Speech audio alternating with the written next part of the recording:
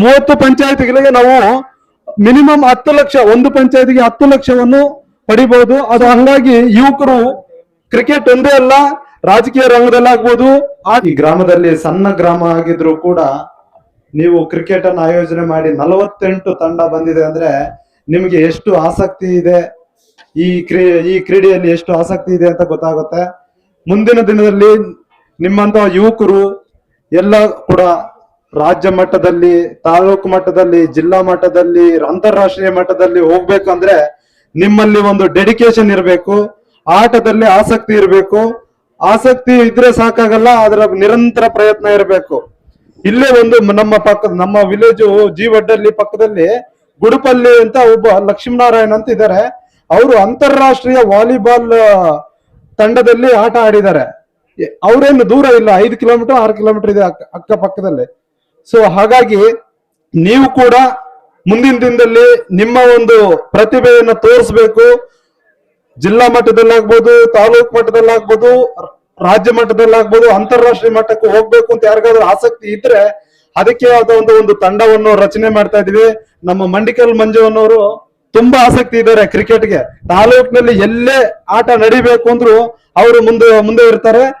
ಎಲ್ಲ ಸಮಾಜ ಸೇವಕರು ಯಾರೇ ಬರ್ಲಿ ಅವ್ರಿಗೆ ಆಹ್ವಾನ ಕೊಟ್ಟು ಈ ತರ ಕ್ರಿಕೆಟ್ ನಡೆಸಬೇಕು ಅಂತ ಅವ್ರದೇ ಆದಂತ ಒಂದು ಸ್ಟ್ರಾಟಜಿಯಿಂದ ಅದನ್ನ ಮಾಡ್ತಾ ಇದ್ದಾರೆ.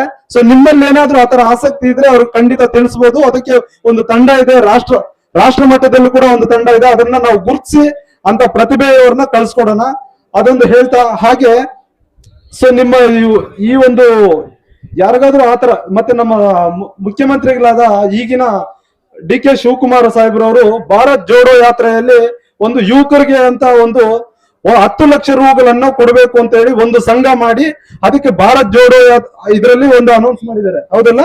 ಸೊ ಇದರಲ್ಲಿ ನಿಮ್ಮ ಪಂಚಾಯತಿ ವೈಸ್, ಪ್ರತಿ ಪಂಚಾಯತಿ ವೈಸ್, ಈಗೇನು ನಮ್ಮ 30 ಪಂಚಾಯತಿಗಳಿಗೆ ನಾವು ಮಿನಿಮಮ್ 10 ಲಕ್ಷ, ಒಂದು ಪಂಚಾಯತಿಗೆ 10 ಲಕ್ಷವನ್ನು ಪಡಿಬಹುದು. ಅದು ನಮ್ಮ ಸರ್ಕಾರದಲ್ಲಿ ಅದನ್ನು ಶೇಖರಣೆ ಮಾಡಲಾಗಿದೆ.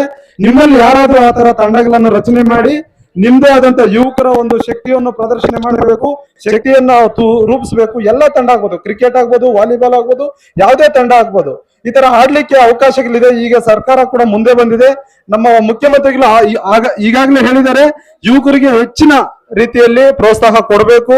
ಗ್ರಾಮೀಣ ಭಾಗದಲ್ಲಿ ಗ್ರಾಮ ಪಂಚಾಯತ್ ಆಗ್ಬೋದು, ತಾಲೂಕ್ ಪಂಚಾಯತ್ ಆಗ್ಬೋದು, ಜಿಲ್ಲಾ ಪಂಚಾಯತ್ ಆಗ್ಬೋದು, ಯಾವುದೇ ಕ್ಷೇತ್ರದಲ್ಲಿ ಮುಂದೆ ಬರಬೇಕು ಅಂದ್ರೆ ಯುವಕರಿಗೆ ಹೆಚ್ಚು ಪ್ರಾಶಸ್ತ್ಯ ಕೊಡಬೇಕು ಅಂತ ಹೇಳಿದ್ದಾರೆ.